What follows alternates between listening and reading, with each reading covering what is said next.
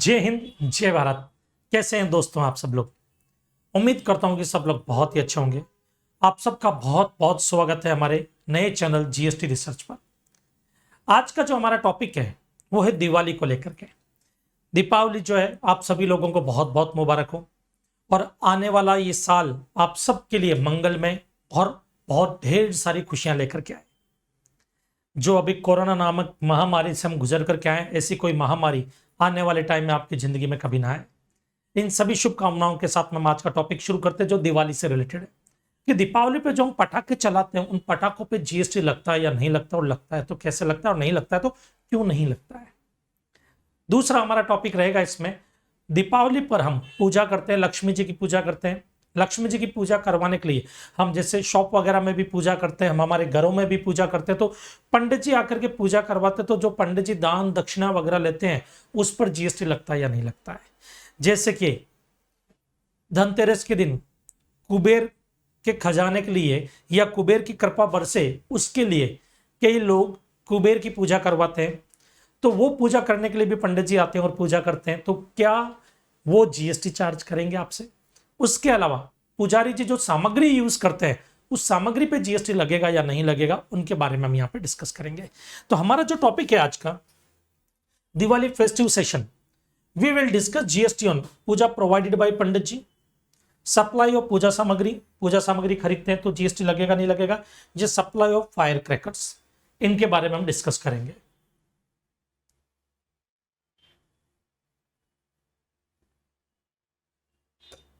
सबसे पहले आते हैं GST on puja service provided by pandit ji. GST में गवर्नमेंट ने क्या किया कि जो भी सप्लाई होती है उस पर जीएसटी चार्ज करता है, जैसे कि आपने हमारे प्रीवियस वीडियोस वगैरह में देखा होगा।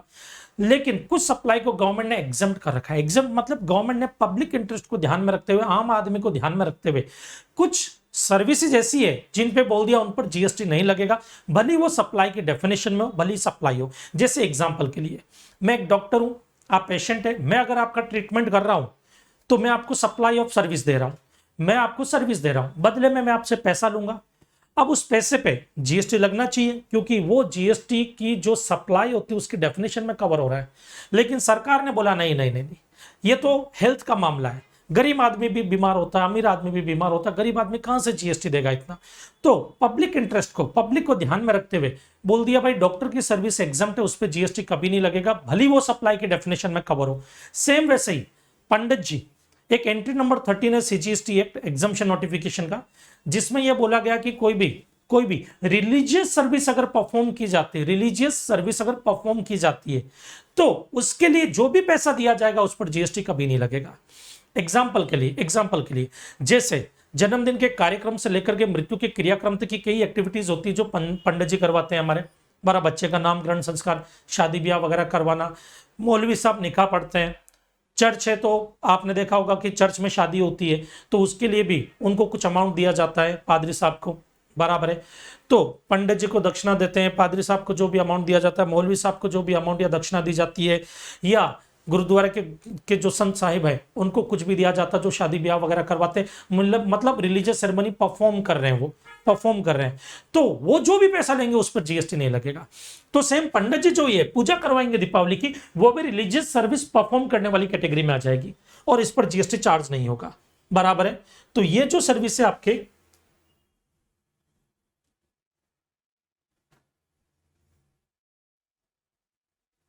आप देखेंगे यहां पर ये जो सर्विस है आपकी entry number 13, any service provided by way of conducting religious ceremony shall be exempt, वो एग्जम्प्ट हो जाएगी, जीएसटी नहीं लगेगा। तो पंडित जी को आप आराम से बुलाइए, पूजा करवाइए, दक्षिणा दीजिए, जीएसटी मत दीजिए उस पर। अब आगे बढ़ते हैं, अगला क्वेश्चन हमारा,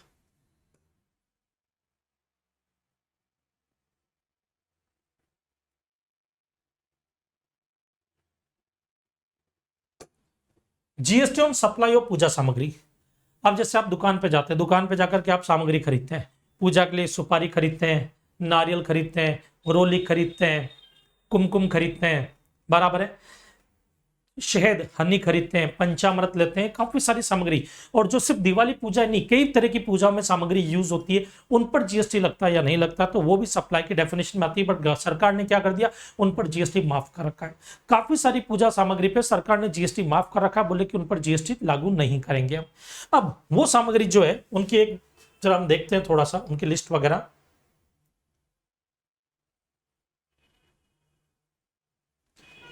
वेदर जीएसटी एप्लीकेबल ऑन पूजा सामग्री, जीएसटी रेट ही नील कर दी सरकार ने पूजा सामग्री पे कि जीएसटी नील है, बराबर, जीएसटी चार्ज ही नहीं होगा। वो सामग्री कौन कौन सी जिन पे जीएसटी चार्ज नहीं होता, तो उसकी एक लिस्ट है, जैसे मैं आपको बताता हूं।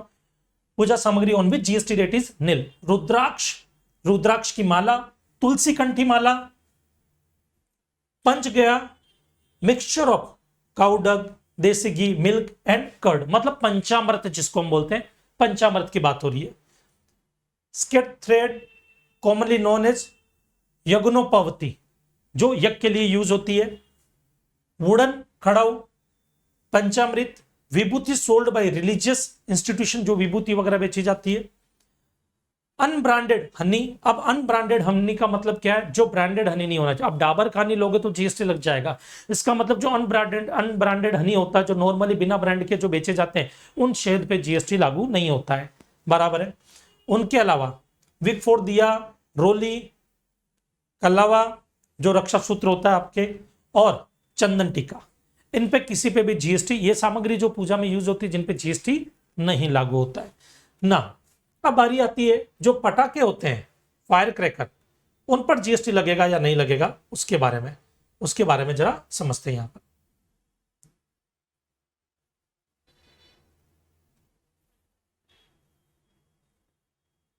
ना फायर क्रैकर कहूं, यहां पर मैं आपको दो तरह से समझाना चाहता हूं। एक है जो मैन्युफैक्चरर है, जो फायर क्रैकर बनाते हैं, जो फायर क्रैकर बनाने वाली कंपनियां, तो मैं आपको बता दूं कि फायर क्रैकर पे 28% से जीएसटी लगता है बेटा। 28% की रेट से सरकार जीएसटी चार्ज कर रही है फायर क्रैकर पे। एक्सप्लोजिव वगैरह है ये, बराबर है, और ध्वनि प्रदूषण करते हैं, पर्यावरण को दूषित करते हैं, ये मान करके सरकार ने बोला भाई इस पे जीएसटी लगा दो ताकि थोड़े महंगे हो जाएंगे तो हर कोई खरीद ना पाए, तो जीएसटी लगता है इसके ऊपर, फायर क्रैकर वगैरह पे लगता है। जो बंदूक की गोली होती है, गन वगैरह होते हैं, गन पाउडर होता है, उन पे भी जीएसटी लगता है। ये सब अलग अलग शेड्यूल में, बट उन सब के बारे में हम और कभी किसी वीडियो में चर्चा करेंगे। यहाँ पे फायर क्रैकर की बात हो रही है तो 28% से जीएसटी लगता है।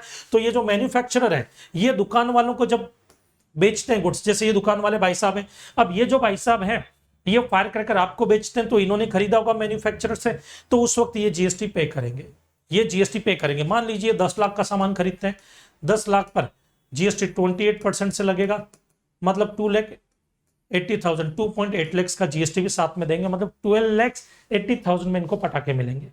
ओके ना, अब उसमें भी एक शर्त है, फायर क्रैकर मैन्युफैक्चरर जो है वो अगर जीएसटी में टैक्स पे करने के लिए लायबल है, मतलब उनका जो थ्रेशोल्ड लिमिट है रजिस्ट्रेशन का वो क्रॉस हो चुका है, थ्रेशोल्ड लिमिट क्रॉस हो चुका है, तो ही ये जीएसटी चार्ज करेंगे, इनको रजिस्ट्रेशन करवाना पड़ेगा।